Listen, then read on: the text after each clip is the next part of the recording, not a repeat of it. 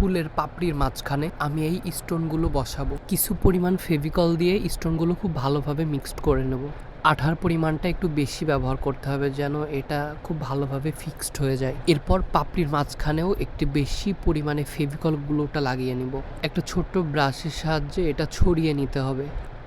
এরপর স্টোনগুলো ফুলের মাঝখানে সুন্দরভাবে ফিক্সড করে দিতে হবে। পাপড়ির মাঝখানে একটা 3D ভাব আনার জন্য আমি স্টোনগুলো ব্যবহার করতেছি। এগুলোকে ক্রাইস্টাল স্টোন বলা হয়। আস্তে আস্তে সুন্দরভাবে ফিক্সড করে নিয়েছি। এরপর গ্লুটা খুব ভালোভাবে শুকিয়ে যাওয়ার পর এখানে আমি বেলজিয়াম পাউডার ব্যবহার করে স্টোনগুলো খুব সুন্দরভাবে কালার করে ফেলছি। এই গোল্ডেন কালারটা খুবই ইউনিক।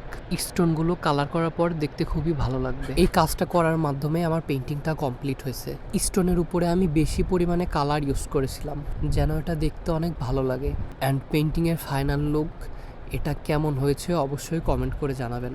টেক্সচার পেইন্টিং ক্লাসের ডিটেলস জানার জন্য ইনবক্সে নক করবেন।